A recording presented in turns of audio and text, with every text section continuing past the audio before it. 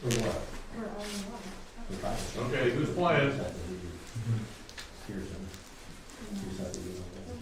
Not me. Tyler probably can't.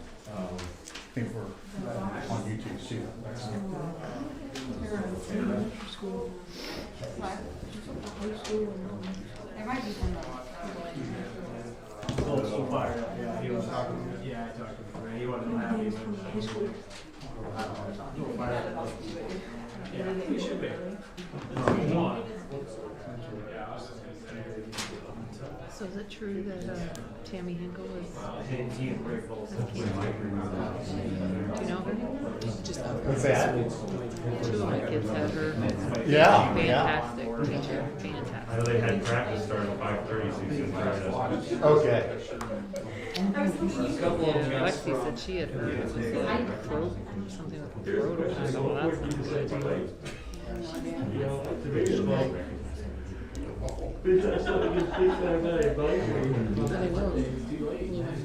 Okay, Yeah, it's 6 right. o'clock. I think we've got everybody here that's gonna be here. Vicky has class, so she's not gonna be able to attend. Rebecca is online, so we will go ahead and get started. I will call over this meeting of the Knoxville CUSD number 202 regular school board meeting on January 24th at 6 p.m. Everyone please rise and repeat the pledge of allegiance. I pledge allegiance to the flag of the United States of America and to the republic for which it stands, one nation, under God, indivisible, with liberty and justice for all. Thank you. Mrs. Walter, can you please call the roll? Yes. Dr. Harshbarger? Here. Mrs. McCracken? Yes. Here. Mr. Ratterman? Here. Mrs. Rose? Mr. Scout? Here. Mrs. Young? Here. Mr. Stearns? Here. Moving on to item 4, recognition of visitors. We've got quite a few in tonight, thanks to our admin group coming to have their presentation. We've got some student council members, both from the junior high and the high school. They're going to give presentations tonight. And then I believe there's a group of ag students as well from Mrs. Mallory's group. That'll come in and give a brief presentation as well. So I can't see here. thanks everybody for coming. Moving on to item 5, the consent agenda. This is a discussion and action item. We've got a few things on there. This month is much shorter than last month's list. So if there's any questions, please feel free to voice. The board bills, the only question I had was, I noticed there was one section that had something to do with the Dell marketing and laptop software and lunch. What exactly was that? Is that part of the Chromebook The, handout? was that tied in with I the? just noticed that was the only substantial expense is the only reason why I'm asking this. Yeah, it's tying in with our software upgrade, internet upgrade, with our services. Did it mention something on lunch that say there, Ryan? It said IT-lunch computers, I don't know. Yeah, That's probably the so lunchroom it's- computer systems. Yeah, it's dealing with our, that's what, Lunch computers and the teacher laptops and then software. Do we have like a total of how many laptops were purchased for the teachers by chance? Just to get an idea how So how much do we one approve laptop? those? If A they're- lot. if- I can get the actual number for you, Ryan. That's the I only thought question that I was had on like that. a sensitive material thing. But very well broke down this time, I It's guess. in the packet, just the two. And teachers usually have to have a Chromebook, so.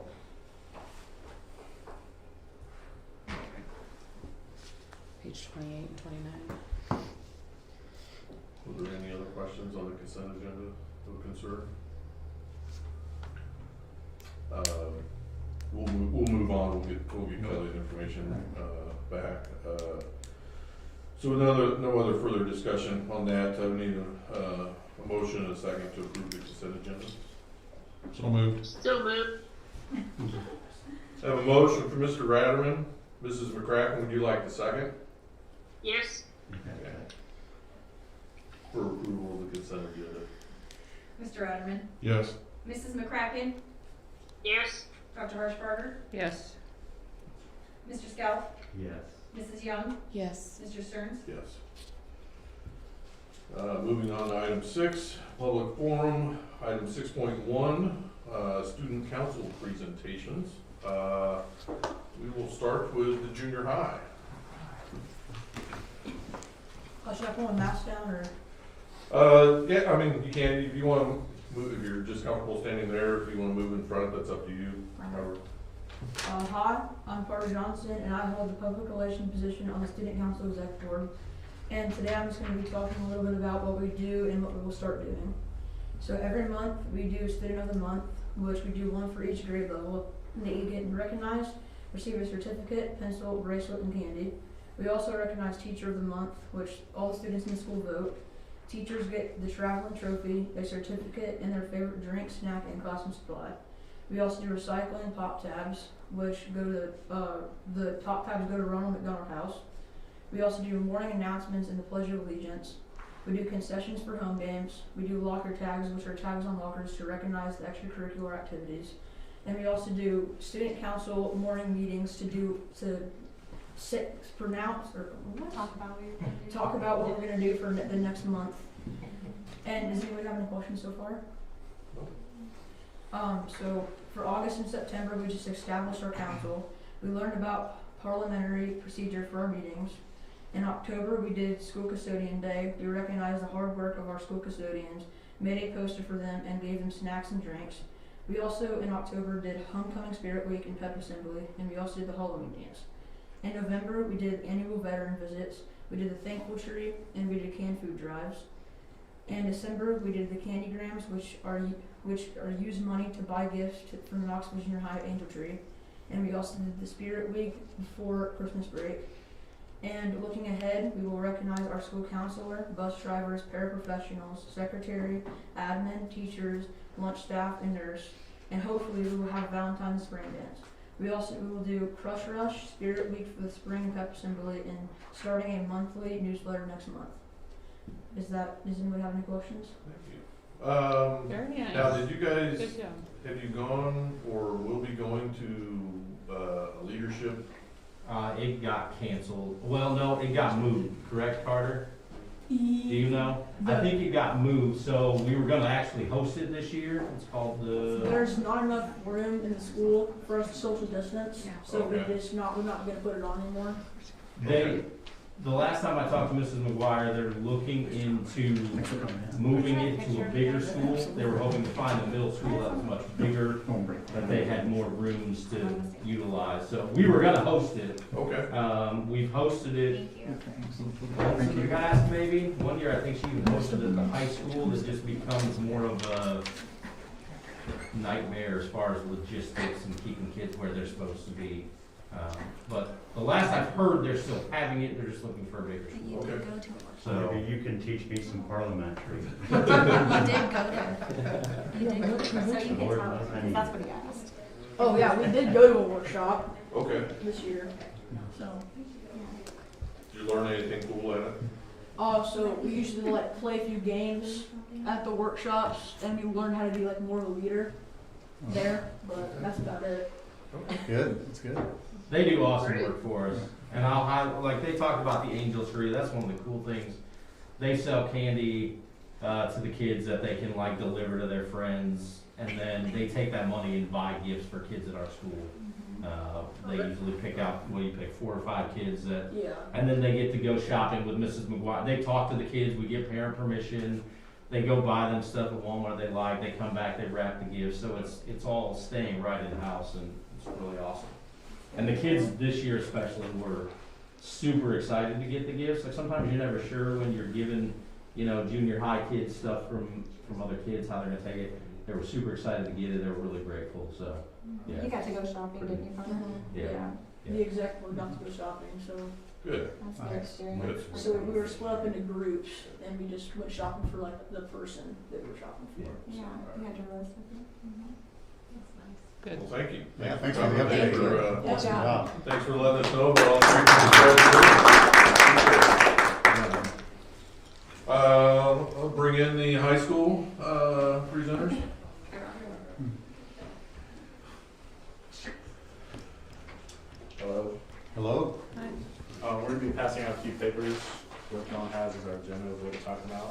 This is a flyer of Thank the you. upcoming blood drive.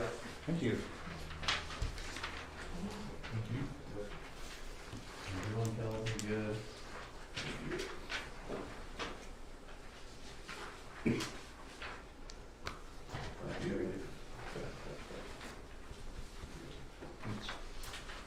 Sir?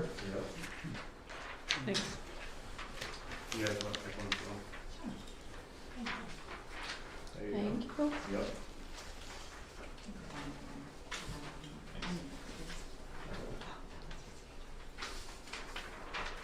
Yeah, that's fine.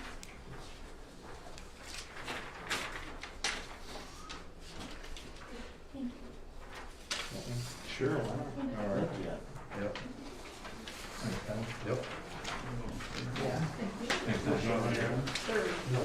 Once you got copies, I'll take them. Thank you.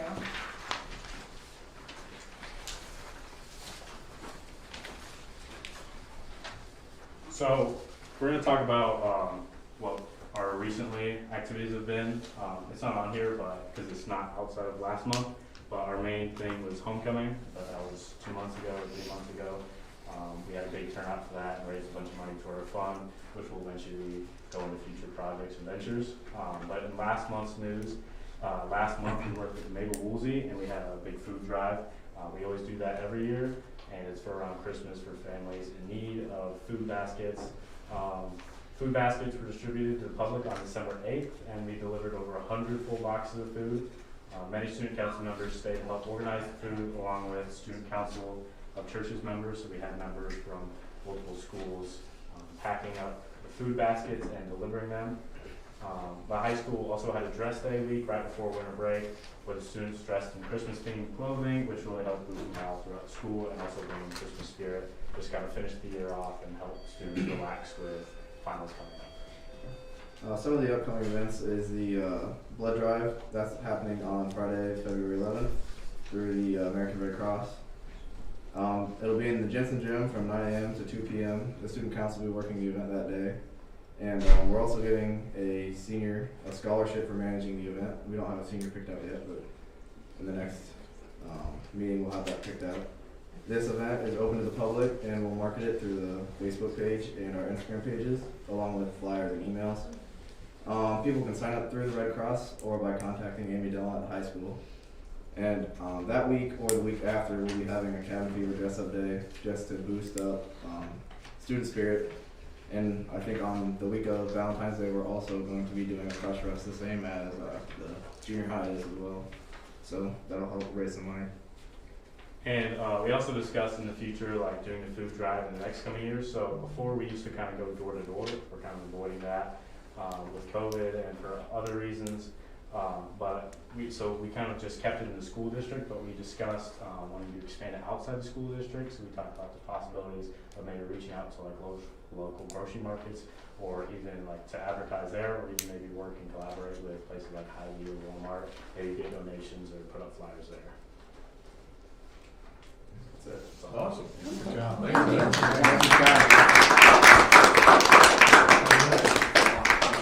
For that update. Thanks, guys. Thank you. Thank you. We'll shoot your hand too. Thanks for coming in. Thank you. Yeah.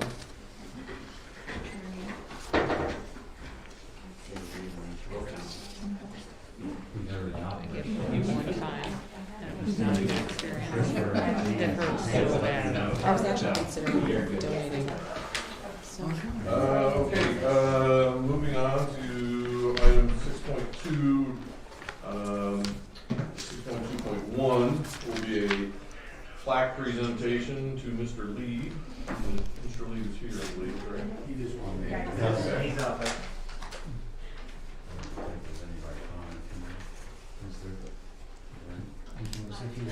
Sure. Okay.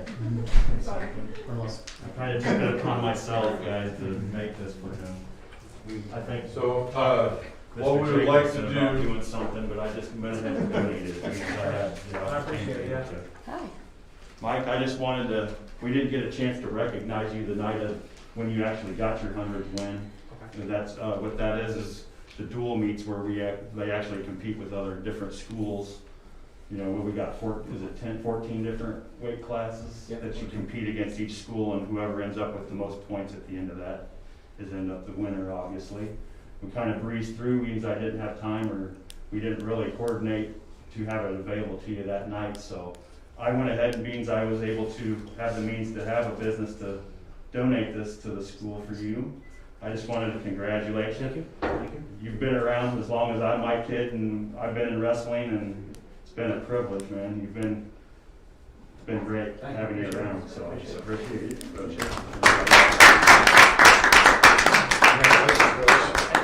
Thanks for your service. Thank you. Appreciate you for the class. Thanks. 100 wins in a small school is not easy. Thank you. That's quiet, man. I should have passed it around to let everybody see it. Here's a bag, Mike, if you want.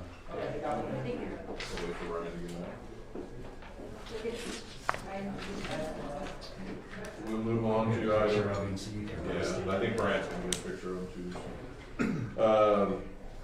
Move on to item 6.2.2, Mrs. Tully and the greenhouse and the ag group. You guys want to come in? I'm gonna wait over here. There's Can she see something this or just separate, hear? so. I was gonna say, we're gonna I'll let turn you everyone so first. you I forgot to can turn around, watch. Suzanne, so thanks. There you go. Can you see? Okay. Okay, so I guess I'm going to start. I'm Jack Link. I'm a senior at Knoxville, and this year I got the opportunity to compete at the North American International Livestock Exposition in Louisville, Kentucky with the Illinois State Skillathon team. So how that whole process started was at State Fair. They have a Superior Young Producer competition where it's a 5-station little competition between a bunch of kids, and the top 9 get a $1,000 scholarship at the end. And so I was lucky enough to be in the top 9, and then they take the top 4 for the state team for Illinois, and I was lucky to be in the top 4 as well. So from there on, we met with the coach and met some really good people that were on my team, and we ended up practicing every Sunday in Mahomet, Illinois. So it's a 2-hour drive from here. So I was making that every Sunday to go down there and practice and sharpen up my skills to learn all about livestock and the production side of it and whatnot. So down in Louisville, we ended up competing in all the different parts of it, where we had to do animal breed identification, so all the different breeds of the species, retail meat cut identification, so we had retail meat cuts and we had to say what species they were, what the primal cut of meat it was from, and then what the retail meat cut is called. Tool ID, so all different kinds of tools you'd find in the livestock production operation. We had a written test about like current events and stuff in the agriculture industry, and a feed label that we had to read, and feed and medication label that we had to read and select proper dosages and usage and stuff for that. And then we also had to do hay judging and wool judging, so just 4 different samples of those, and you rank them 1 to 4, and then you answer some questions about them, and that was all individual. And then we would move into the team-oriented stuff, where it was all 4 of us working together. And we had animal handling, so we had sheep that we had to catch and put a halter on, and then show how to properly give a shot and how to tag them and whatnot. And then there was a feed identification, so all the different types of livestock feed and stuff. And there's a lot of them, so that was hard to learn, but came pretty good. So we had to do that and then make a ration for livestock. Then we also had a reproductive tract identification and procedure stuff, where they had a really cool fiberglass cow, like a whole full-size fiberglass cow, that they had a calf in that you could pull out and put it back in and whatnot. So we got to demonstrate how to properly pull a calf, and that was really fun to do. We luckily had resources around here at ICC down in East Peoria. They had a fiberglass cow very similar to the one we used at the contest, so we got to walk through what we could do before we went down there. So we had a little advantage over most of the other states that were there. So in the end, we ended up getting 2nd team overall, and all 4 of us were named All-Americans, so that means we were top 20. I was 4th overall in the whole contest, so Awesome. that was a really fun time and a great experience. So Outstanding, Jay. What That's great. is a ration? it's just like all the different ingredients you put into a livestock feed. And then me and Dane were on the Illinois 4-H team that got to represent at the National Western Stock Show in Denver, Colorado here a couple weeks ago. So we ended up getting to go there by being 2nd place at our state contest, which makes us eligible to go to Denver. So the team was me, Dane, Ethan Empkin, Anna Wable. Those are both from Farmington, so we're all spread out, but we all knew each other quite well. So ended up being a good trip. I don't know if Dane's got anything to add on there. So, on these contests that we go to, they build our confidence and leadership of doing this kind of stuff. Now, I had the pleasure to say that both of my brothers have judged out in the Denver, Colorado. Case have judged out there twice, one with the 4-H team and one with Tolly. Yeah, so on our way out there, we took 2 days. We rented vans and made a whole trip out of it, so that was fun. On the way out, we got to stop at a bull stud in Iowa and look at all the big name bulls they had there that people are breeding cows to all over the world. And then the 2nd day of the trip, we ended up stopping at a sheep farm in Wyoming, and that was a really good stop. We got to look at some really good sheep there, and we gave sets of reasons, which is we judged the class, ranked the animals 1 through 4, and then we'll go into a room and to a judge describe why we placed them that way and what we saw in the animals. So we ended up doing that. We did that a lot in hotel rooms on the way out. Got to meet a really cool team from North Dakota, so that was pretty fun. And ended up down there, we were 3rd place in sheep and 6th place team overall. So. Great. Fantastic. When you get down with the contest, you have made an accomplishment that most kids cannot say. That they judged 12 classes and gave 6 sets of reasons. Absolutely, that's awesome. Well done, guys. Great job. Good job. That's great. That's great. I think that's Very it for impressive. us. As a parent, I just want to thank the administration and Mr. Tucker and everybody for letting these kids out of school for all these events and being understanding with everything Mrs. Tolley does for the FFA and everything. But I mean, these guys were gone not as many days as they were supposed to be because there was a couple of snow days there, I think.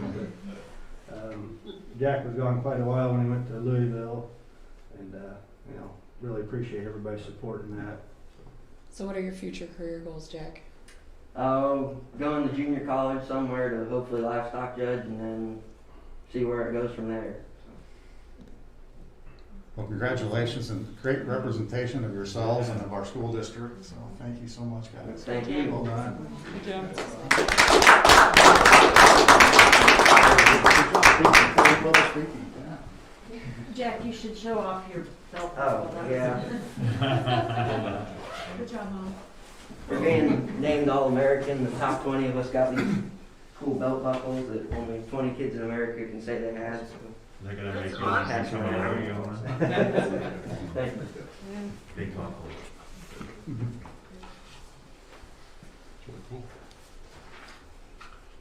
You didn't have to rise for this one, right? That's what I was gonna say. Next level. For riding the livestock. Oh, that is awesome. Have you sported at school yet, or are you using this Oh, as a yeah. trophy? Yeah. I was surprised he wasn't I was wearing gonna it. say. That's fantastic. Great job. Thank you. All right. Guess it's on Mrs. Tully's turn. Okay, well, I was on there on the agenda for a greenhouse update. I don't know, I guess I'll answer any questions. I don't really have a whole lot to update on except for, I just heard from the architect today and we got our drawings. He drew a couple different schematics, I guess, of what it's gonna look like and where it's gonna be. And then since we've talked last time, I've deposited some more donations from our grain drive. 1,800 just today, plus we have another 1,500 coming from another grant that I filled out. So we're right about 52,000 that we've raised in grants and community money right now. So That's awesome. every day, I don't know. Nicely done. Some materials have come down a little bit, but I'm sure that 52,000 probably still won't Right. quite build it, but we're getting closer. So.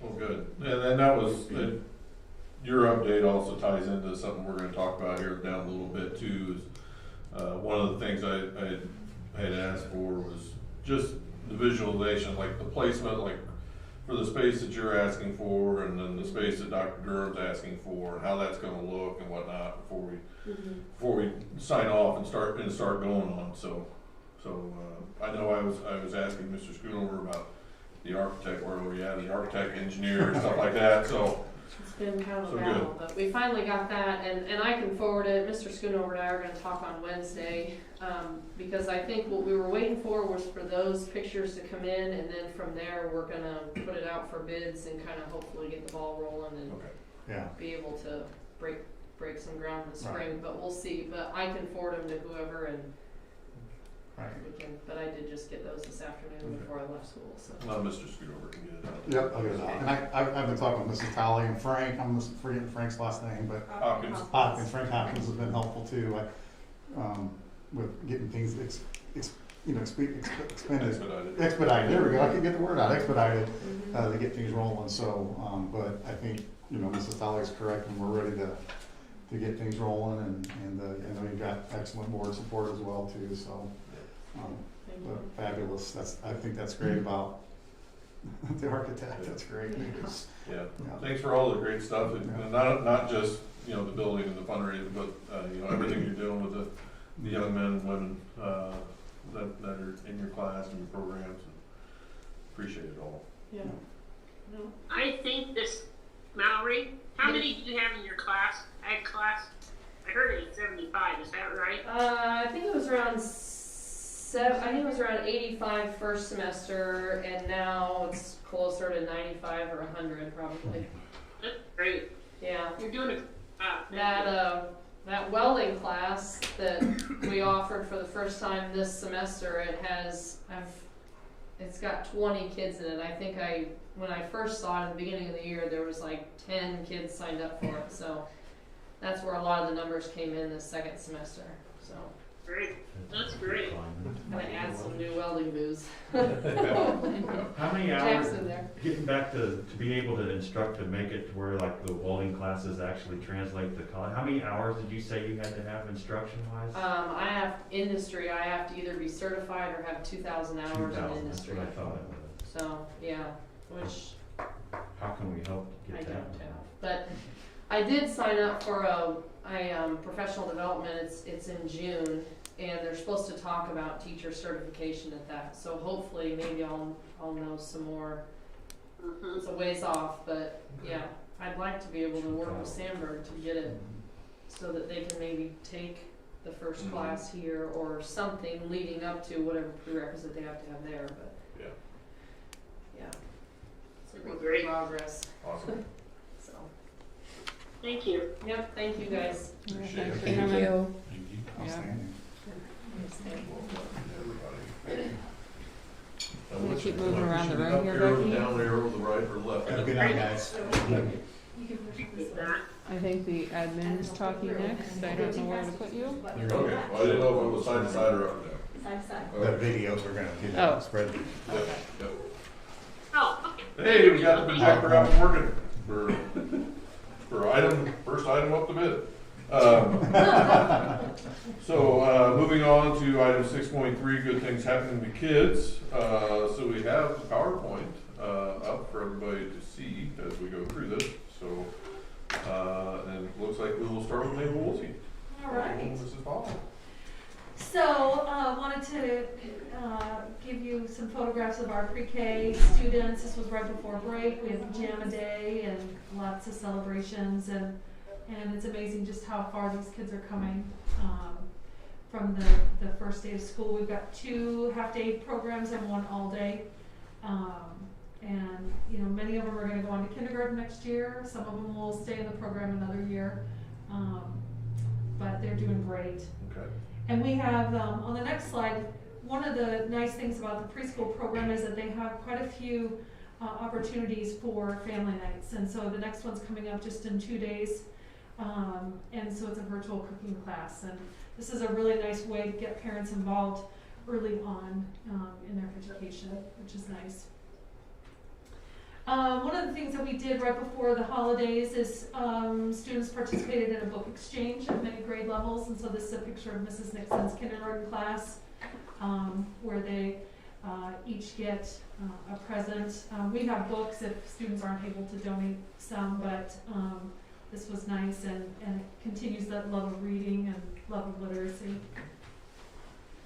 We implemented our Character Strong program. This is our Character Ed program, and so you can see up top the themes that our committee picked to focus on for the second half of the year.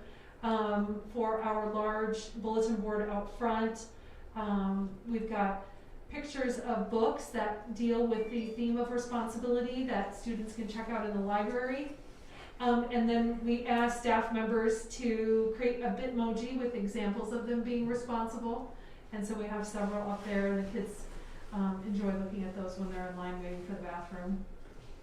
So this is the last week of responsibility, and the next one we'll move on to empathy.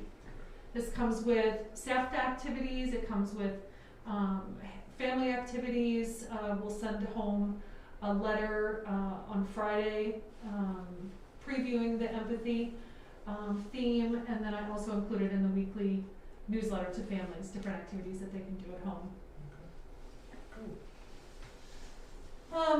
This is an example of how we're using technology to make learning seamless. So when we have had some e-learning days, I know many of our grade levels have sent home packets or choice boards. Mrs. Farrell has also taken it a step further by creating video lessons for students to watch when she has a substitute teacher. And again, this is also helpful for students that are absent from school if they have to be quarantined or not feeling well.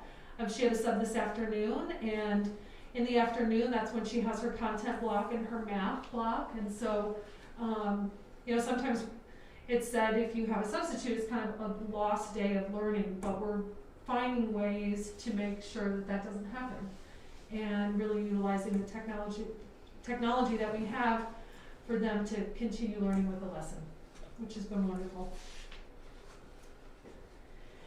And then we've been talking about math particularly, and so we have a picture from 4th grade in Mrs. Nelson's class. They're doing equivalent fractions. 3rd grade, Mrs. McGee's class, they're participating in guided math. So the beginning part of the block is that whole group lesson where the teacher's introducing the concept, but then in both classrooms at both grade levels, there's opportunities for them to demonstrate their learning using manipulatives, sitting with the teacher, being able to get more differentiated help, and that is proving to be very successful in their building their math proficiency. So that was wonderful. Mrs. Nelson was hilarious with her fraction. She talked about fraction jail, if you know you have that a denominator that doesn't make sense, and so she was really utilizing humor very nicely in that lesson that I walked through, so that was cool. Valentine's Day is coming up. We're going to have parties at the elementary school. Valentine's Day bags are going to be made in art class by each student. Pre-K doesn't have art, so they're going to decorate theirs in their classroom. And we're going to start this on January 31st. Staff and students are encouraged to wear pink or red, and then our cafeteria staff are once again in charge of making treats for the kids, and then our PTO picks up the cost of this, so that'll be nice. And then just the last one is a save the date. So the daddy-daughter dance will be March 5th, and more information will come about that the next time our PTO meets. Those were the days, huh? Oh, I think I went to about 10 of them. Yes. Okay, on to the junior high, Mr. Mosky. I was the hula hoop champ my whole time through that. I know Mr. Tucker will talk, I won't steal his thunder for this one. We kind of got invited last minute to hear a guest speaker, so I actually didn't get a chance to go over. I was subbing in a classroom that day, but from what I hear, our kids were silent, which is pretty hard if you do have any junior high kids or no junior high kids. They were really quiet, and I don't know if any of you guys that have junior high kids, your kids came home and said anything, but I know I asked a couple of teachers how it went, and they said, well, we were in the back crying, so must have been pretty good. I'll let Shane talk more about him. He's that link. If you guys have this, you can go where it's just lifepound.org that talks about it. So, this is just a neat little thing. If you guys, anybody who's ever seen Ryan Crane, he delivers stuff around Galesburg just because. So he stopped in January 6th and had a box of cookies that just happened to know someone that I know, and he had one extra, and they said, we'll go to the junior high in Knoxville. And if you've never seen it, I mean, he spent the last 6 months just picking up boxes of cookies at Carriage House, 200 plus over the course of 6 months, and taking them to businesses and schools, and happened to pick us. He's not doing cookies anymore. He started doing some flowers on Fridays, and he's weighing other things, which is pretty neat. I mean, I don't really know him. I've gotten to know him a little bit. He's a huge community person. He's a huge proponent of Galesburg and positivity. So that was neat. And he wears shorts all the time. He runs, if anybody's friends with him on Facebook, he runs in the snow. He had pictures one day of like snow up to his knee almost. And So he's Mr. Stern's friend. he's running in shorts just all the time. Yeah, I don't run anymore. You guys may have seen this already. Sydney and her husband, their baby was born last Saturday. So Noah Grace, she just sent out some info to the staff today too about the little one, but they're doing well. Everybody's at home, and so just thought I'd throw that in there for you guys to see. The next 4 slides are our honor roll. I kind of piggybacked off Mr. Tucker when he put theirs on there, so I did the same thing. Just super proud of our kids. I mean, the top one is our high honors, which is 3.5 to 4, and then we say regular honors. It's still great. It's 3.0. They're getting A's and B's. I think with times of e-learning and kids on quarantine and everything else, it's still pretty cool the number of kids we have that are keeping on top of their work and keeping their grades up. So congrats to all those kids. Different grades. It's pretty awesome. Just real quick, and I won't read through all these. Boys basketball, they're done with regular season. 7th grade was done last weekend. 8th grade plays this Saturday against Abingdon Avon, 11:30 at United Junior High. The dance team, their season's done. They performed at halftime of all our home basketball games. They also did football games, did a nice job. They did not compete this year. Olivia, I think just with the age, young group of kids, not a lot of experience, so they just did dances at our games and stuff and practiced. But still, came out supported. Wrestling, we've got 10. We've actually got 11. We just had a kid join today. 5th grader didn't realize, mom and dad didn't realize that 5th graders could wrestle, so they talked to the coach already, and so we got him signed up. Had one kid, I don't have a lot of individual, I'm not sure where they've all finished, but did have a student, Bryden Walters, he finished 2nd at the Rock Ridge Invite. So that was last weekend. And kudos to them because wrestlers are crazy. They leave at like 5:30 in the morning, which is just absurd to me, but that's what they do. Yeah. Yep. Volleyball's underway. We've had about 4 games. They're actually playing right now against Mercer County. Mr. Heiss is over there. And Scholastic Bowl, we've got 7 kids this year, so it's a little smaller than usual. So we're only going to have 1 team. They'll just play as an 8th grade team for this season. So we have Scholastic Bowl matches up. We started a couple years ago with the conference where they match up with volleyball games. So like our first match is February 7th against Rock Ridge. It's the same night we play Rock Ridge and volleyball. Okay. And that came up because probably 3 or 4 years ago, us and one other school for sure had 3 or 4 girls who wanted to do Scholastic Bowl, but were also playing volleyball. And we didn't want them to have to pick and choose where to go. So we bumped the start time up to 4 o'clock. They're almost always done before their game starts. So I'm not sure we have any this year, but if any schools have volleyball players who want to be on Scholastic Bowl, they can do that. That's a great idea. Yeah. So, and it's worked out pretty well. We weren't sure how it was going to work, but it's worked out pretty well that way. We'll have just 1 match this year, but that's okay. It'll give the kids still some experience. Cheer. They were at the state competition. I can't tell you exactly what place they finished, but again, they're young. I think we had 1 8th grader. Everybody else is 6th and 7th. And then they did a really nice job. If anybody came out on Sunday, they were over at the high school. Did a nice job over there. And I just listed for you guys the next 2 weeks. I was telling the other principals when we came in, our next 4 weeks are probably our busiest 4 of the year, between volleyball, wrestling, volleyball in particular. I think they have 3 games this week, 4 games next week, and 3 the following week or something crazy. They have a lot of games coming up. So if you're ever around and want to come on out. 7th grade all starts at 5:30. Awesome. Thank you. Thanks. Okay, Mr. Tucker. So we had, Miss McNeese had a grant that she'd been working with for speaker, this Ethan Fisher. There's kind of his background there in his lesson. He started this life consequences after his, he basically,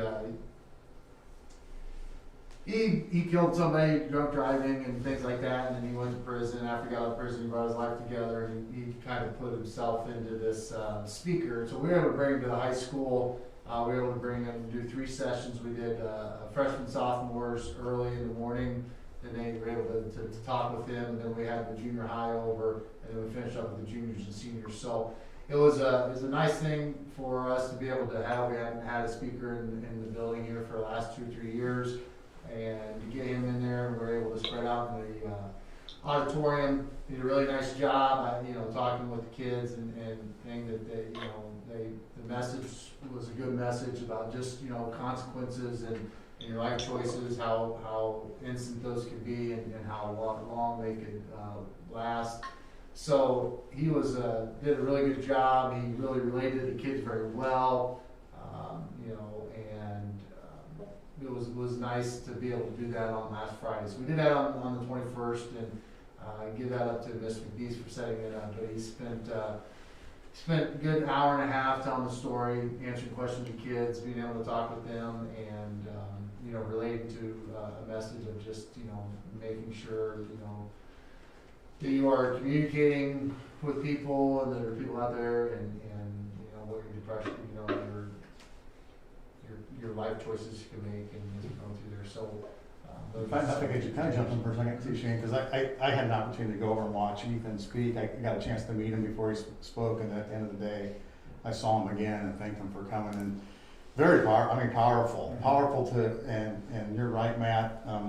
The 9th and 10th graders were dead silent too after they heard him, and I mean he talked about his life choices and his addictions and he was very blunt in some of the using drug terms and alcohol terms and things that he did.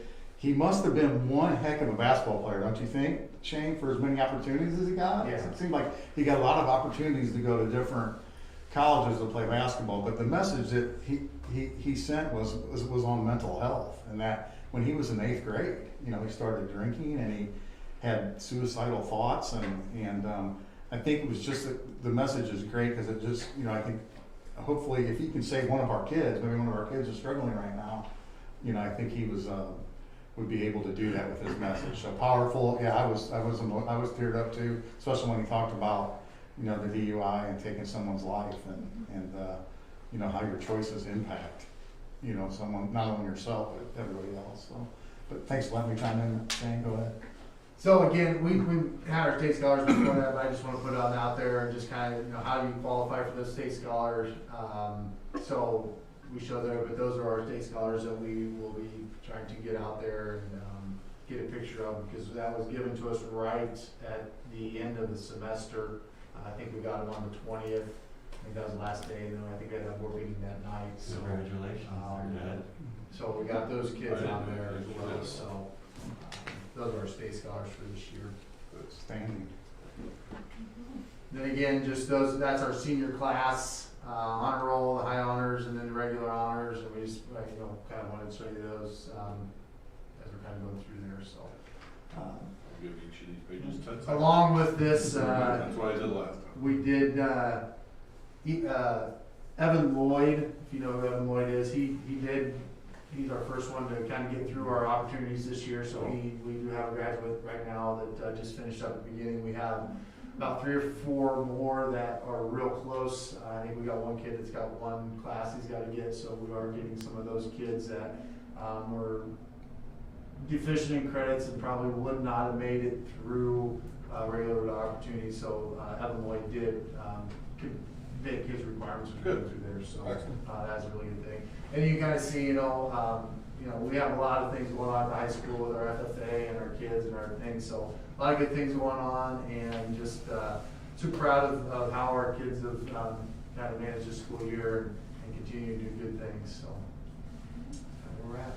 As far as athletics and activities, I just try to kind of get them all on one page here for you. So basketball, boys team, they are 16-5, they're 6-0 in the conference, and they are in first place. They just got seeded first for the Lincoln Trail tournament, which will be taking place here. It starts at the end of the week, so if you've read any of the paper, the Lincoln Trail basketball tournament's a gauntlet, and it takes a while, but Coach Hughes and those guys might need to get an apartment up in Yellow because they're going to be going there quite a bit. We are hosting the boys regional, which begins in about a month. So we will be looking hopefully to win some hardware on our home floor. Girls they're 13-8, they're 3-2 in the LTC, so they're right in the mix. They just came off a real big win against Anawan in the LTC tournament not quite a week ago, and so they ended up getting 3rd place, kind of bouncing back after a game against A-Town and getting back in it. And so Coach Axel got his 200th win not too long ago, so we'll be recognizing him at the girls' senior night, which is coming up here in, 24th, so about a week. And so we'll be just probably taking a few minutes to recognize that, similar to the way Coach Lee had his 100th. And so we did a little bit for him also at the junior high and senior high kind of dual meet that we had about a week ago. Wrestling's 14-14, so they've hung in there. They have fought a lot of injuries. They've been battling and scrapping the whole way. It seems like, we've only had a couple matches where they've been 100%, so they're keeping the ship afloat. As you guys saw, Coach Lee, he got his 100th win. Not too long ago, Hunter Fox got his 100th career victory. He got severely banged up not too long ago, so our thoughts are with him, and it was good to see him back at the last meet. We recognized them at senior night. And so their regionals get going here on the 5th of February, so they'll be getting to work on that. Cheerleading, they won our Knoxville Invitational, which was yesterday. They took first place in that, so they beat about, I think, 7 or 8 other squads to take first. So they've been on a roll. They've had a lot of good finishes over the last couple of months, and so they're getting ready for sectionals up in Belvedere.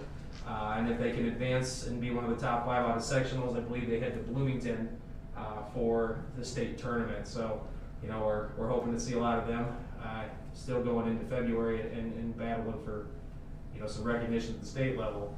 And then dance and band, it's been nice to see Mr. Olmstead and the band have been at a lot of basketball games recently, and it's really kind of picked up the atmosphere. It's definitely felt a lot more like a basketball game, kind of helped to get our crowd going and get some energy in the building. And so it's been great to see them there. Same with dance. They've been able to perform several times over the winter at our games. So just a couple of highlights there, like you see the top left. That is from yesterday, so our girls won their tournament. Mr. Stern's daughter, Kelly, she had a good one against Anawan, so she had a 25-pointer the other night. And so Tyler Plack and Hunter Fox were the 2 senior wrestlers that we honored and recognized about a week ago. Had a couple of big wins against Anawan. The boys beat them, and then the girls got them the next day. So We were able to handle the Braves not too bad over the last couple of weeks. Dance team, they were all on a high honor roll in the first semester, so Mrs. Stone King, Mrs. Johnson wanted to make sure that we pointed that out, that they're getting it done on the court, but also in the classroom. There's the band I just mentioned. They fill up the seats there, and they're definitely a presence. Like I said, it's picked up the mood significantly during the high school basketball games. I think we got a couple more. The top one, the picture of the red court, the boys went to Morton, and we kind of snuck into a little shootout over in Morton a couple of weeks ago, and so they came up a little short against Tolono, but battled them the whole way. And so we've been taking some opportunities when some games that maybe we wouldn't normally play have kind of sprung up. We pulled the trigger and sent our boys a couple of different places. And so cheerleading, they had a 4th place at the ICCA, the state title or the state championship. And then we've had a couple of just down there at the bottom. Braden Downs had a big game not too long ago. Same thing with David Hayes. Briar Fleischer had a couple of good games recently. Won a real tight one about about 2 weeks ago against United. So we've been on a roll as far as kind of keeping the success going over the winter and keeping things going in the right direction. The boys are up for Hometown Heroes this week too. Yep, we did find that out this morning. So that's Tuesday. Get your votes in. Get your votes, everybody. Spreading the word. Well, thank you, everybody. I believe that is the end of the presentation. Outstanding things going on, guys. Great job. Thanks for sharing. 35 laptops. 35. Thank you. That's free to go. Yeah, you guys got stuff. Actually, I'll turn you a little Thank you, bit. guys. Thank you. Have a good one. So, what's going on? Yeah. Thank you. Good night. Thanks, everybody. Thank you. Thank you. Have a good night. Moving on to item 6.4, superintendent's report. We'll go to 6.4.1, test to stay. This came up last week. Mrs. Kimball reached out to me to discuss this as an option. So I instructed her to make sure that she gets all of her information together and present to us. And that's what Mr. Schoonover's due to talk about. So Yes. Go ahead. So thanks, Mr. Stearns. And so basically Jessica was putting together, just to kind of back up a little bit, recently the Illinois Department of Public Health and ISB did approve the CDC changes. And if you go down to a little bit further, you'll see that that there were new isolation and new quarantine minimums too as well, which they moved from the 10-day, 14-day to the 5-day. But part of the new adoption of the CDC plan was the test to plan to stay. So we had Jessica put something together for us, and she worked well with with Knox County, on what to kind of put in the plan. So you basically have just to kind of go through a little bit, you have actually a flow chart for you to look at, and then our current plan, which is a draft. Of course, it can always change, but wanted to kind of get you guys up to speed what that looks like. But to preface, I kind of jumped ahead a little bit and talked about the new isolation and quarantine requirements at the 5 days. So basically, if you take a look at the colored sheet first, it kind of gives you a protocol flow chart, and you just kind of, as you follow through that, kind of tells you where you go with this test to plan new policy. So if you look, like basically the first question, did the close contact occur during a school day and not during extracurriculars? It kind of tells you where you go. So if a no, there's not a candidate test to stay procedure. If you go yes, the school is able to perform at least 2 tests between the close contact notification and day 7. So it's going to take 2 tests of the rapid test, 2 tests to stay. But I don't necessarily want to read all of it to you, but it just kind of continues to go through the flow chart of how you are able to stay if you do indeed take the test. So if you jump over, it's a little clearer on the other test to stay plan, the non-colored sheet. If you look at the middle there, it gives the steps that we're looking at implementing for test to stay. So basically, the school receives notification that a student is positive. The close contacts of that individual are then recognized. So once again, there's going to be some legwork and administrative work to determine, who the close contacts are. Parents are notified of their student's close contact status and given the option. They can do the 5 days I just talked about per the IDPH guidelines or test to stay. If you're vaccinated, and now fully vaccinated now has been defined as the vaccination plus the booster. If vaccinated and asymptomatic, individuals continue as normal.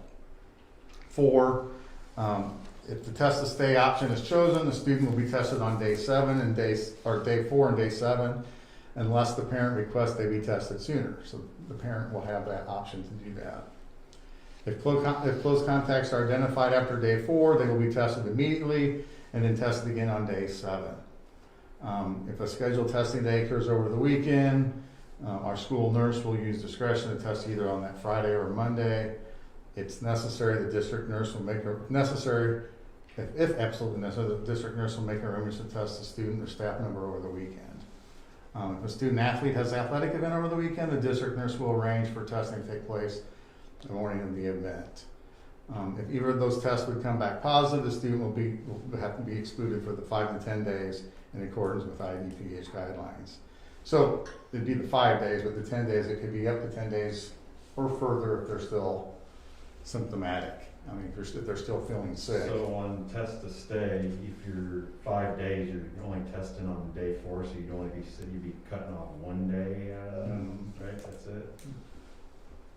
Yep, day 4 and day 7. If you happen to be as long as your testing is negative, you're staying in school. Right.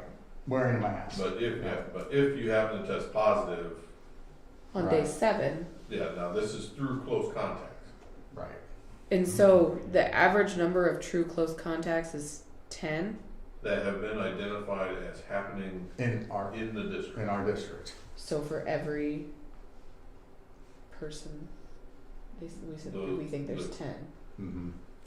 That have been identified as happening within our buildings. Right. This is being limited to just in school because of number of tests and costs. Is that what we're trying to avoid? We're trying to, as far as in school, that you're only testing the kids that were exposed at school versus kids that had close contact elsewhere. They can't. Well, I didn't necessarily take it as that. Are we truly limited? I just there's well, it says here if it occurred. It says during the school day, then it says not during extracurricular. It's not during it's not during extracurricular. But is that for that reason? I mean, why is that the case? I kind of would switch it around, Suzanne, and just say I think the key to test to stay is trying to keep as many students in school as possible. Well, I know, but I'm just saying if my kid was exposed outside of school but wanted to not have to quarantine and I still wanted them to be in school, would it be the same, wouldn't it? Especially like extracurriculars. Yeah. But then that's adding cost to the school, and that's why I was asking. I mean, I don't know why it was limited to that. I wasn't looking at it that way to limit it because of cost. Yeah. Okay. That wasn't the intention. Yeah, I do know as well is a big concern of Mrs. Kimball's and mine was parental consent for the testing. So my instruction to her was to come up with a written consent form that the parents will sign before any testing is done. Absolutely. And I would much prefer to implement it as far as have to have a written signature, not a verbal approval or a text message. So they would be able to test as soon as they were notified close contact or whatever, and if it came up good, then they're cleared. They wouldn't have to do But they have to have two tests. But they have to have a parent come sign the form. But before they even get tested, the parent has to sign it. I'm fine with it. I'm just trying to figure out the timeline of, so you test, and then when would the second test be then? On Day 7. 7th day, day 7. So there's no point, because you're gonna be able to just quarantine for 5 days and be done. Well, I thought there were 2 7th tests day. within the first 5 days. No, okay. This is It saying doesn't on make day sense. 4 and 7, but 4 and 7. but the thing of it is, where are you between day 0 and day 4? Are you in school? Yeah, So if you're a Unless- close contact and you're unvaccinated, you're still in school days 0 through 4. As Yeah. long as you're no symptoms. as long as there's no symptoms, you're asymptomatic. I don't know why I'd even have my kid tested then. That's what I just said. There's no Because point. you're risking them testing positive on day 5 or day 4. That's what I just And they're said. gonna get Unfortunately, that kicked is- out. That is You're only how saving the a day. guidelines have Yeah. been pushed out with, Yeah. with ISB and then whatnot, is there still has to be some check in there, Okay. Right. is why. So otherwise, though, if you're not agreeing to be tested, It's the 5 5 days. 5 days. so you have to Five. sign on day 0 to say, yes, I agree to have my kid tested on day 4. And then Just you roll state the it. dice whether you want that faulty test to come up on you. Well, I guess it's an option. I Yeah, mean, everybody it is an can, option. can do their Option. own thing. Yeah. So the goal is to keep the students and staff, this covers both students and staff. Staff, yeah. But aren't the If- staff if- getting tested? Are staff getting tested still weekly? The unvaccinated Unvaccinated. staff, yeah, Unvaccinated. they're still have their weekly tests. So at this point, if you've had the 2 shots and haven't been boosted, you're in the unvaccinated category. That's correct. That is, Fully that vaccinated. definition's Yeah. been changed, yeah. That's the change that came from the That's last. all it comes Yeah, that was the that's last. what came out with ISB's, Yeah. and that's part of why ISB was a little bit slower behind, jumping in right behind the CDC recommendations. They were looking to put their own spin on things, and that's one of the things that they did. So I appreciate Mrs. Kimball, for looking to do this, to, we all know the close contact groups. Some people are test positive out of the, some people are actually getting sick out of close contact groups, others are not. And our goal is to keep our staff and students as safe as possible, but we also want them in the buildings. In the building, stay open. There both seems to be those both lucky ones that teaching just seem to and- be getting dinged and over learning, and so. over and over again. Problem with some. I think the key, I think you're exactly right, Mr. Stern, is we want to keep kids in school with that option, and school open, of course. So I'm not sure when Mrs. Kimball is looking to implement this, or when we're looking to get started on this, but I'll be meeting with her to finalize some things, and I know that she's worked with Jen too I on spoke to her on a few occasions. She's Yeah. definitely running. on a permission slip. It's done. It's done, excellent, Yeah. okay, Yeah. excellent. I think Chris has it. yeah, I've got a copy of it, so that's what, let's see. So, okay, any other questions on test and stay? Discussion? Here now. Okay. Item 6.4.2, boiler replacement at Maple Woolsey. Yeah, and I've got a proposal from AMP Electrical that Kevin Mauer's doing these for me. Just kind of wanted to give you a chance to look at the proposal. We'll probably have a couple more coming. I know one more will be coming, where we can have an opportunity to meet a committee.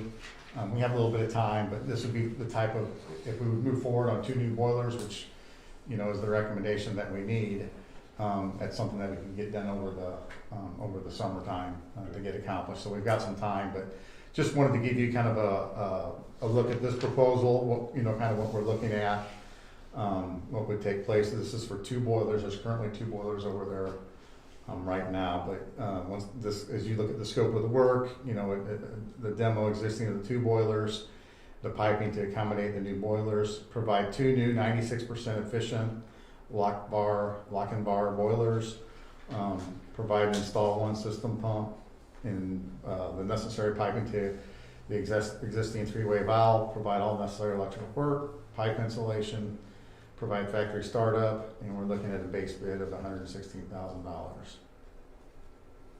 That demo include like the removal of all the old stuff too, I assume, right? I believe so, but yeah. I would say the Trying to read that. the B there. So it's not is asbestos? Potential asbestos Removal, removal. yeah, there's, Hopefully be an abatement there. It's been already If the abated. pipes are wrapped, we could be in trouble. Yeah. Right. Hopefully a lot of that's already been abated over the years, Right. and some of that work that's been done, but. I've done abatements before too, so. Just the only proposal we got? No, there's one from MSI. One from MSI, I'll have that at our committee meeting, and then I think Kevin's working on another too. I guess my question is, why don't we just go out for sealed bids? That's, I mean, I think if we spend over a certain amount, are we required to do sealed bids? we can do that. I like that idea. I mean, it doesn't seem like time is urgent if we're gonna do it this summer. I think you get a better, it's more competitive. Right, and I'm just trying to give you an idea of what it cost would be right now, but yeah, sealed bid, you're over $25,000. We're And gonna be. how are we looking to fund this? I was looking to fund this through our ESSER 3 fund. Okay. Because I know we had, like I said, it was a different question. I'll ask later on, but okay. Right. So we'll have some more discussion on this tomorrow night at that committee meeting. So, item 6.4.3. I guess maybe we're a little bit out of order, but yeah, I discussed that already. So new isolation and quarantine minimums that have been rolled out by ISB. Let's go over. Yeah. Some update on that. Yeah, basically, as I kind of prefaced that before I talked about Tessa Stay, but you're looking at and I gave you guys the updated, the CDC report, you're looking at the 5 days now. And some key points to remember, once again, fully vaccinated is now considered the booster along with the initial 1 shot or 2 shots, whatever were had. So that's the biggest change. Have you guys had vaccinated staff be COVID positive? We had vaccinated staff. Have we? Yes, we have. Yeah, isn't that interesting? And we have these kinds of rules in place. Yeah. The thing of it is, they've said in the very beginning that just because it doesn't mean that you're not going to get it. You just don't get it as bad. I know, but what I'm getting at is they don't have to quarantine, they don't have to follow the same rules, but yet they can still be carriers and spread it to everybody.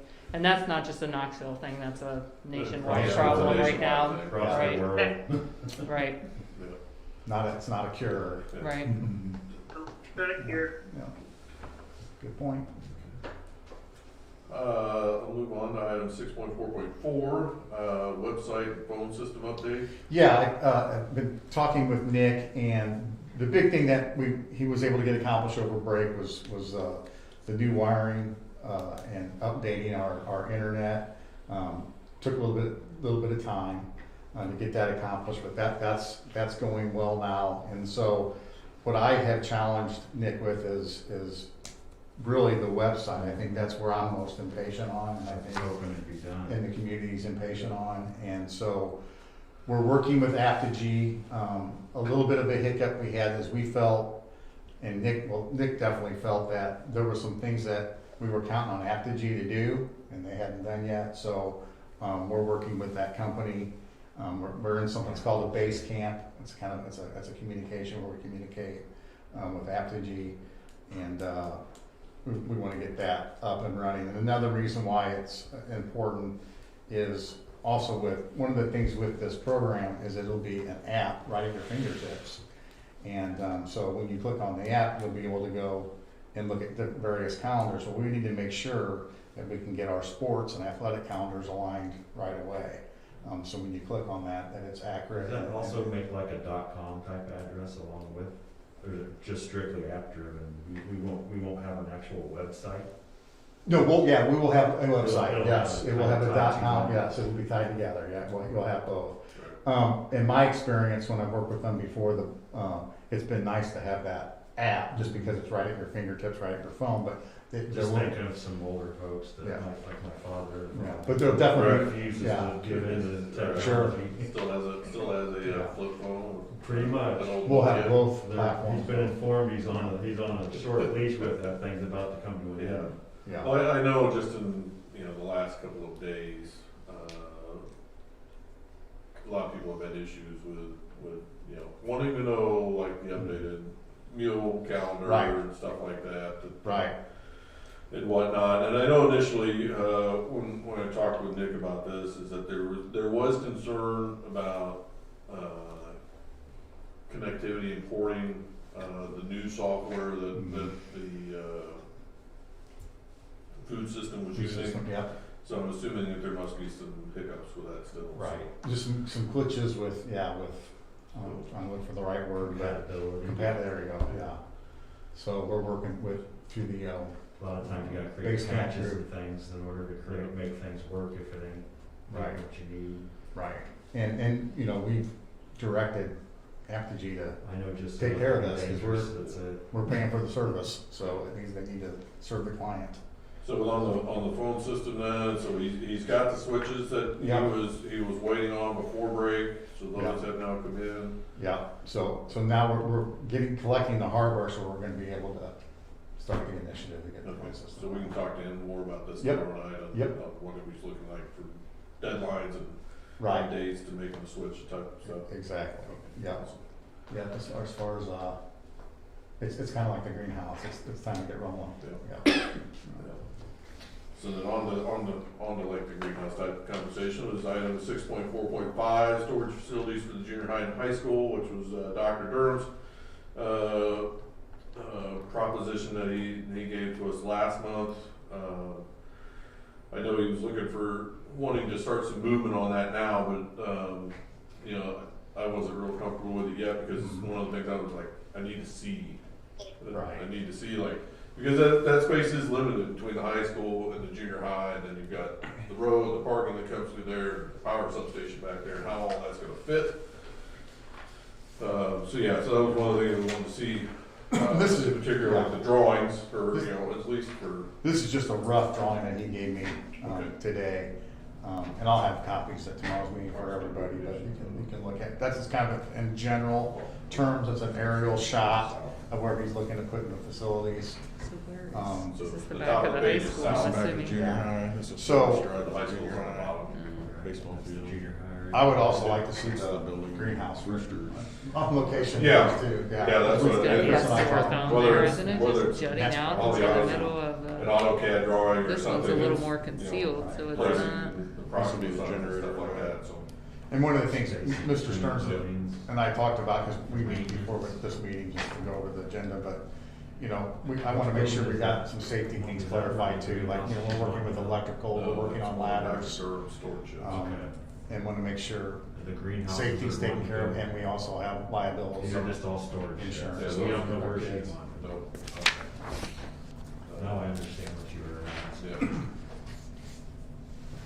So I have a question. Fire The greenhouse money, is the rest of that gonna come from Esther? And the money from Dr. Durham's, building, is all that gonna come from Esther too, or? Yes. On both, the answer to those questions, yes.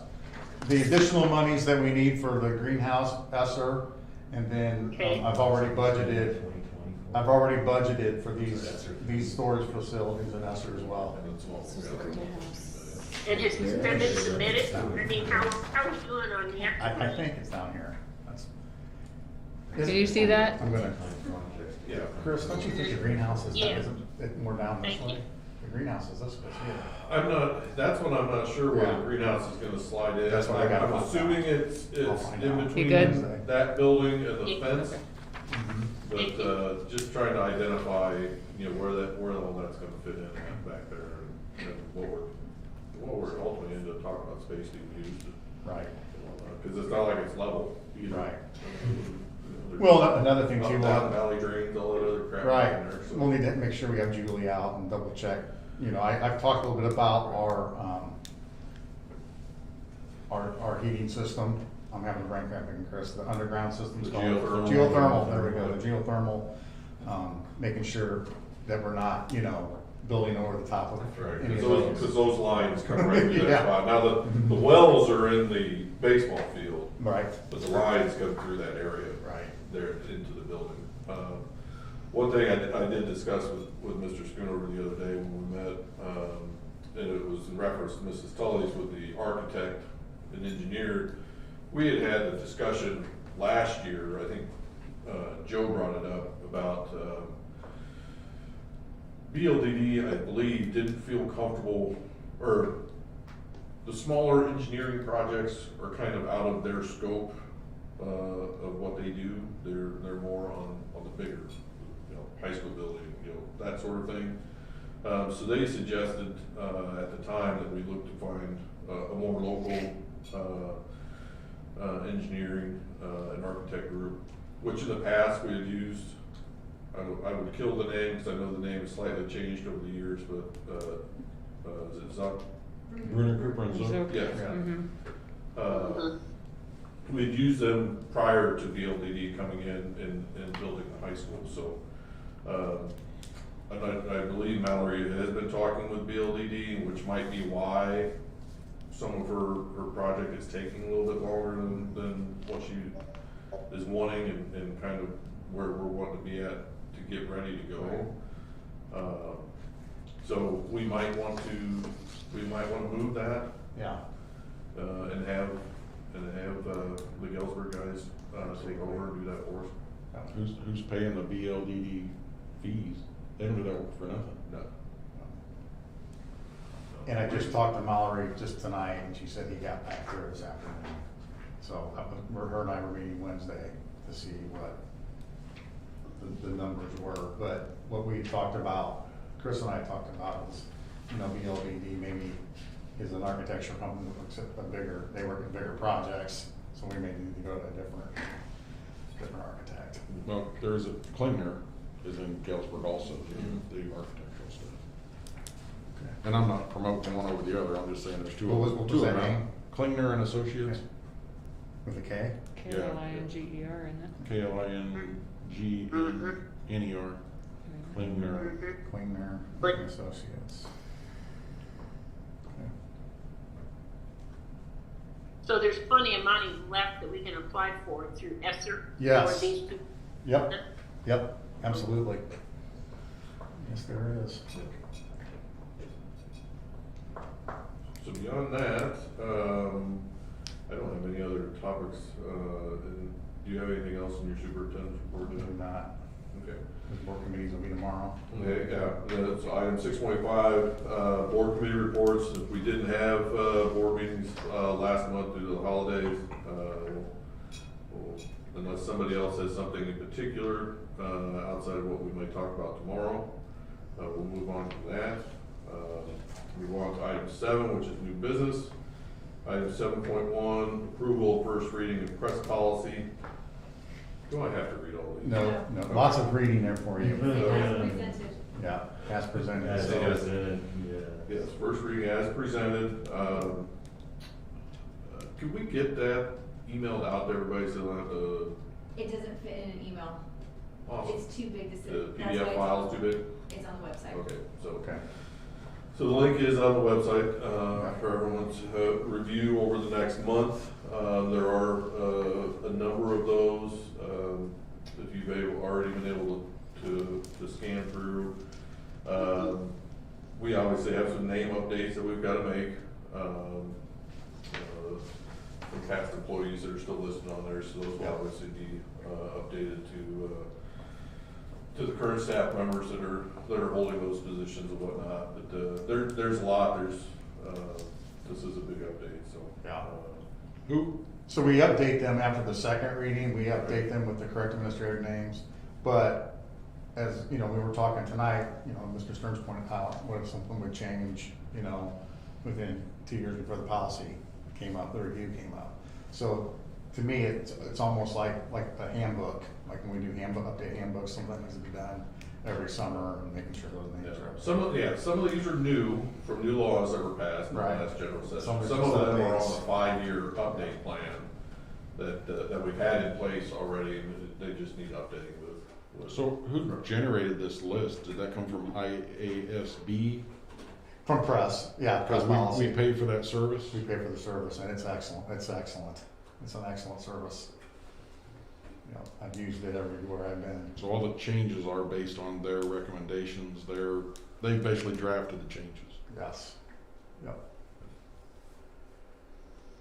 I know what Steve used to do, and I don't know if you remember this or not, Chris, but what Steve used to do is read through them. I mean, we did too, but Steve would read through them and then he'd recommend, you know, what he would like to change or not change or whatever, and then of course we would approve that or not. Right, because I think that's a great point, Becky, because it tells you on there you can approve the policy as stated, the change, or you also give sometimes the board the option to amend it a little bit or change the wording based on our local control, our local And issues.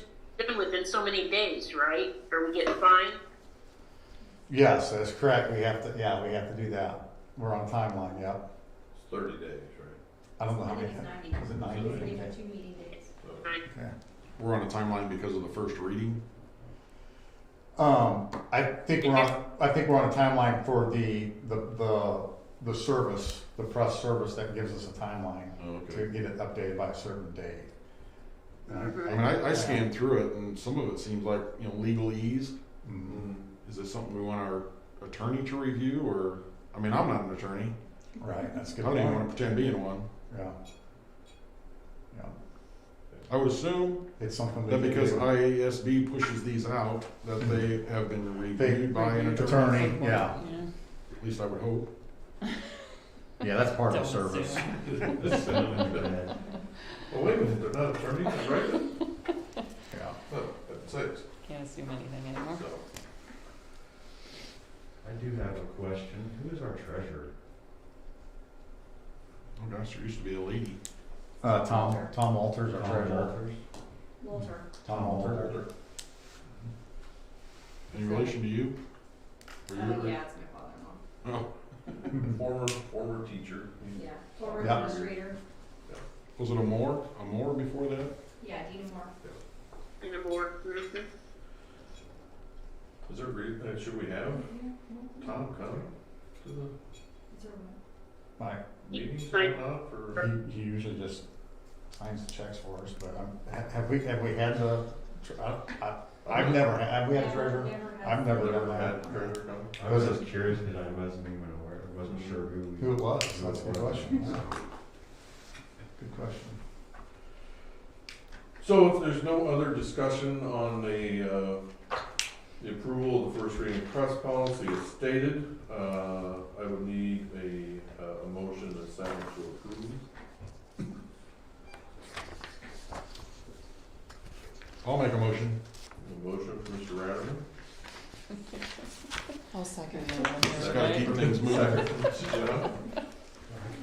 I did actually read Mr. every Ratterman? page too. Yes. Yes, I I've did. got the vote. Mrs. Young. Yes. Dr. Hirschberger. Yes. Mrs. McCracken. Yes. Mr. Scout. Yes. Mr. Stearns. Yes. Motion approved. Moving on to item 7.2, approval of resolution abating the taxes heretofore levied for the year 2021 to pay debt service on general obligation refunding school bonds, alternate revenue sources, Series 2020 of the district. This is a discussion and action item. Mr. Schoonover? Yeah, and I believe Jen's got, you have the resolution? Okay, perfect. Okay, so basically what we need to do yearly, because we do have a bond out there, and we have it's a alternative bond, so which is, how that's different from another bond is we didn't go through a referendum and ask the taxpayers for more money. So we utilize the monies that we have. If I understand it correctly, which that's what it says an alternative learning bond is. So what we need to do every year is we need to abate that. It's part of the process. It goes through the county clerk. And so what I handed out to you, First Mid-State, is our bond agent. And it basically lists on there the original bond. And then what the current levy amount was levied was in 2021 was the $561,600. So basically, this is a formality. We need to make sure that we, aren't getting taxed, and we abate those taxes every year. So it's a process done every year, and First Mid-State alerts us, and then we have a resolution that we use every year. We're just changing the dates and changing the names, and then we can get that, I can take that to the county clerk, and we have our abatement completed. Any questions? I'm dumb to what an abatement really is, to be honest. I'll admit my ignorance. The only Yeah. time I have heard of abate is the motorcycle group. I don't know if there's So a way in to- layman's Looking up the terms, what does this definition of mean? that, Give me a It- dummy it- breakdown. It's protecting us from being taxed on that amount. So that's taxed, we Yeah, won't be paying taxes on that dollar amount. on that amount, that's correct. And this is That's done what the annually? abatement means, like to lessen or to And end. this is done every year? or- Every year we have to do this. We don't pay taxes anyway.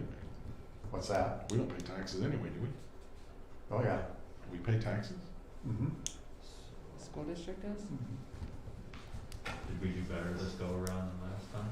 Or is there a way of going? Well, it is better than what last year's number was. Yeah. Because we did do, we did refinance, Yep. the bond last year and saved about $1 million. $1 million. $1 million worth of payments Percentage change. over the remainder of that bond limit, which is what, I think another 20 years or something like that, so. So this dollar amount is lower than what the previous was. Yeah. When was this originally taken out? Is that the I total? think it's 2014, was that? The 7 million? 2014, I think. That's what we have left. Yeah, Yeah, this was 2014. Some was refinance and some was to pay the district's portion of the funding needed to build the high school. Gotcha. Yeah. So yeah, it's an annual Okay. thing. It's important, very important Well, to the do. only one I didn't quite understand what it was. It's kind of like the loan that we take out to work. Yeah. When I talked to Scott, I talked to Scott, he was telling me a story, this is way back, like in September or something, he was telling me a story how, I don't know, and I'm not trying to make fun of anybody or anything like that, but I think Steve forgot about 1 year, it was a little late on getting this done, but he did. You know, he went through Scott, helped him out, but that's how important, it's important, you know. That's a I mean, lot I of think money Steve was a not little worried. taxes on it.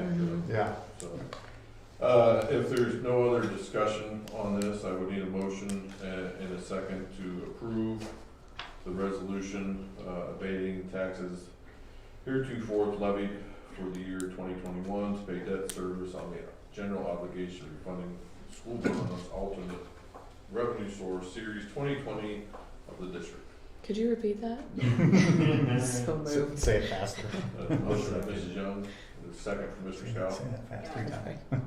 Mrs. Young, Yes. Mr. Scout, Yes. Dr. Burkharder, Yes. Mrs. McCracken, Yes. Mr. Ratterman, Yes.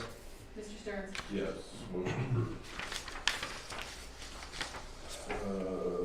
Moving on to item 8, correspondence and other business. I didn't have anything, Mr. Schooner, was any other, I had something, well, somebody texted me just saying if it doesn't get brought up tonight, can you ask? Because they thought it was gonna be addressed, the whole fobs with the paraprofessionals and stuff. They're having issues with fobs being turned off and not being able to access the building, or okay. supposedly it was discussed and, Actually, had somebody ask that same I question. know in the past, they had certain time schedules mhm. laid out. Now, whether or not that needs to be adjusted that would have to come from the building administrator. Okay.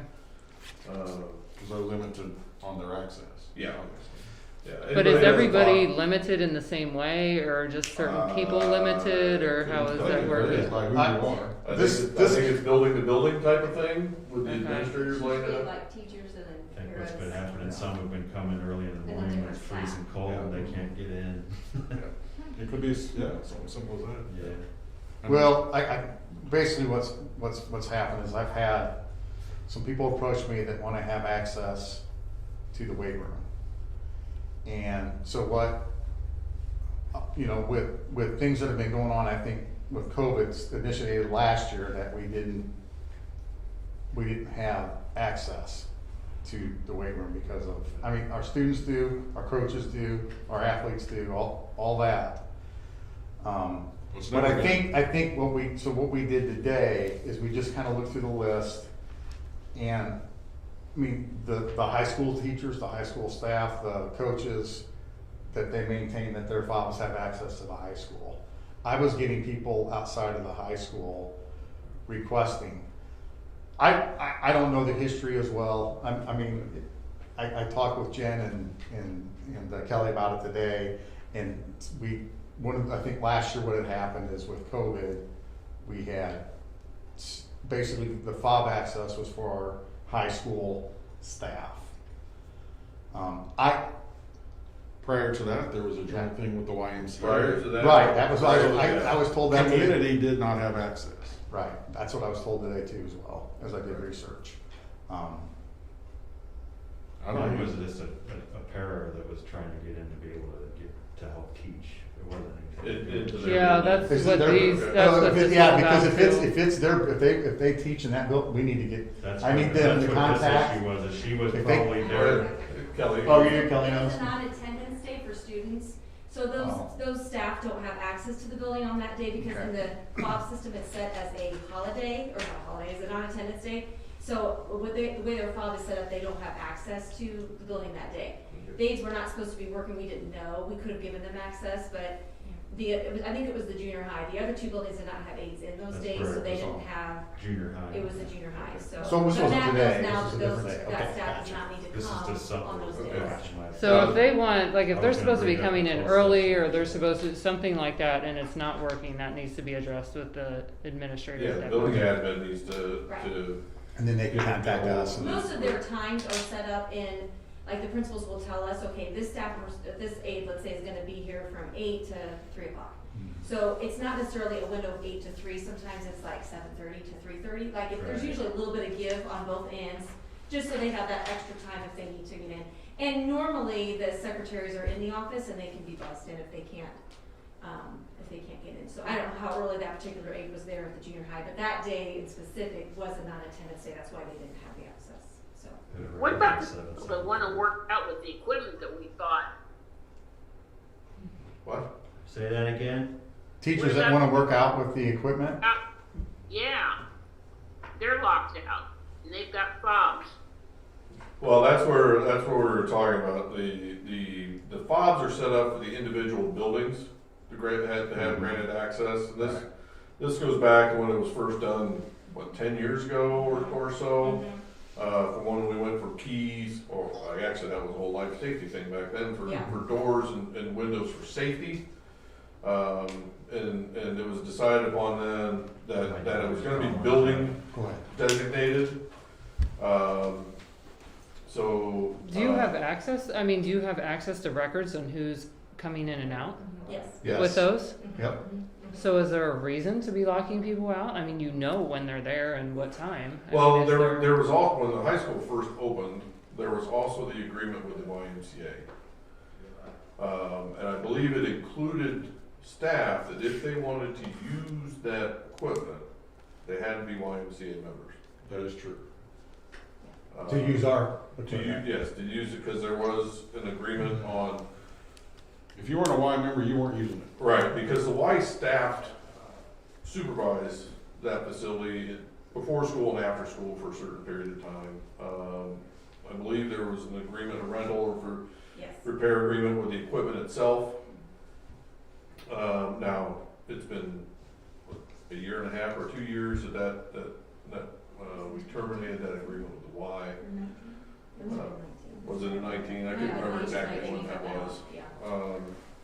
So yeah, there's probably still a lot of questions about, who wants to use it, how do we get them, how do we get them access into that and whatnot. And yes, COVID has thrown a wrinkle into everything with, people wanting to be in or not be in, or not be around people But working a out.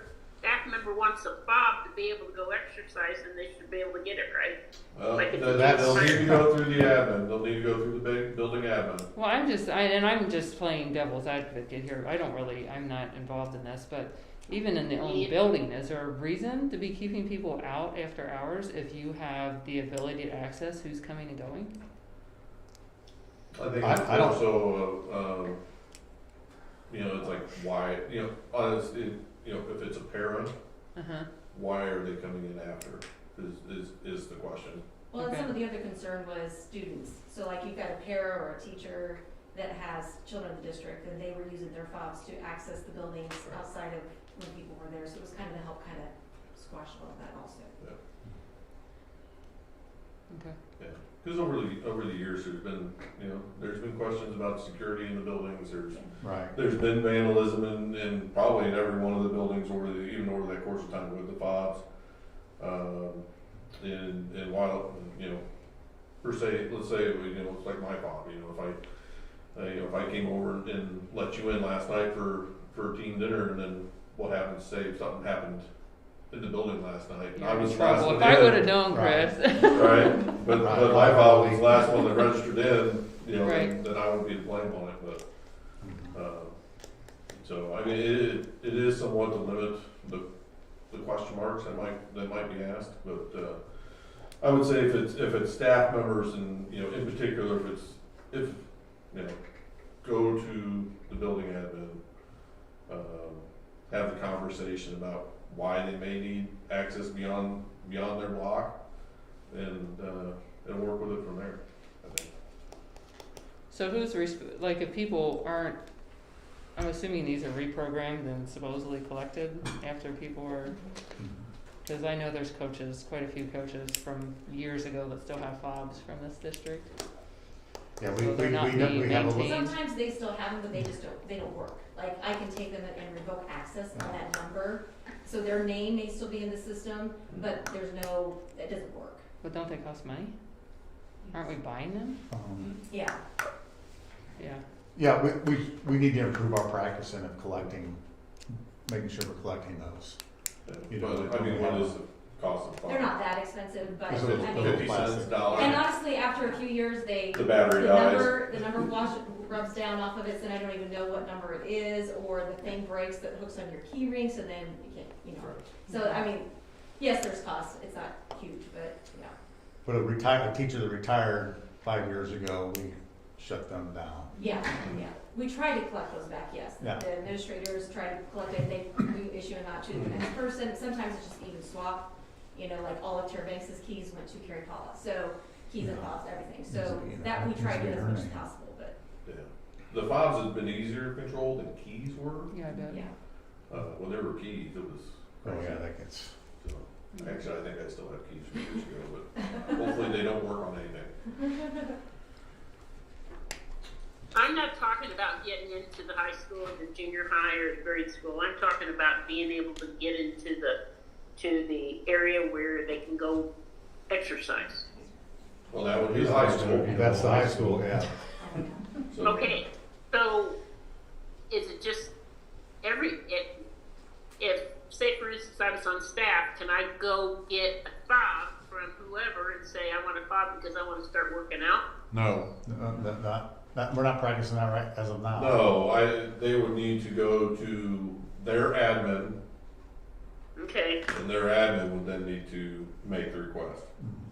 okay. So at least that would be my understanding. There is no about it. policy in place for them to even do that, is there? For staff to use their workout equipment? There's no policy. No, we don't have a written policy per I mean, se. The coaches utilize it, you know, If they know how to use classes it, you they know how to like. use the equipment. Right. I don't think you just want random teachers and staff going in there and I without some type of Right. education on how to use the stuff. Right. That's the stance that I've taken as of today. I mean, is that right? I don't know, but that's the stance I've taken based on. I will say that we're delving into a much broader concept that includes the district wellness plan. Right. Right. I think that is something we need to if we want to have that discussion, we need to table this, put it on next month's agenda, and we can dive into that more next month. How do we get on this? Well, I think my question was answered, so. Yeah, okay. So there's nothing to take. Suzanne had a question. That's what we It got. just got Okay. a Good little question. big. Snowball effect. But we can talk about district wellness next month if we want to. Absolutely. We do have a plan. It is on the website. It includes, I believe, staff and students, ideally, so, maybe we can. I think it even included board, didn't it? I had a feeling that's what you were getting at. You wanted to go use the treadmill, Becky. No, don't mind.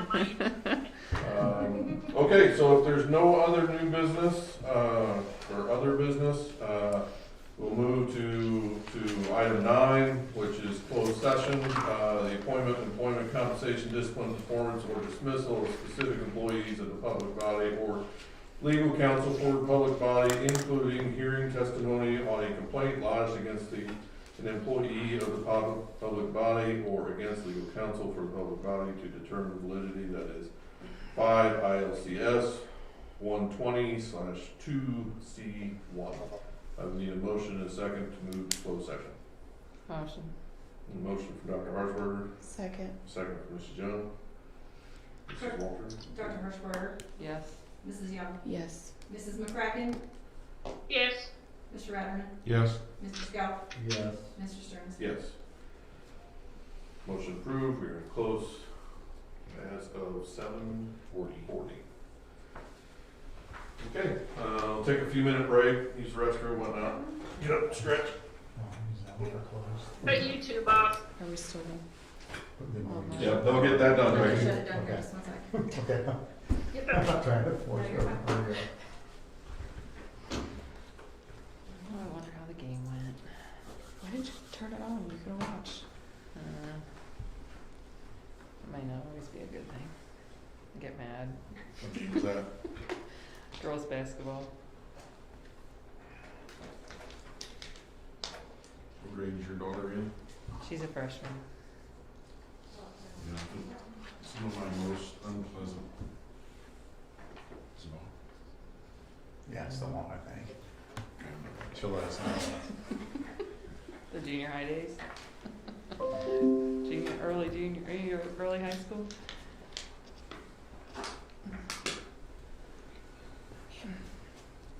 That really exacerbates my hair, my roots need done.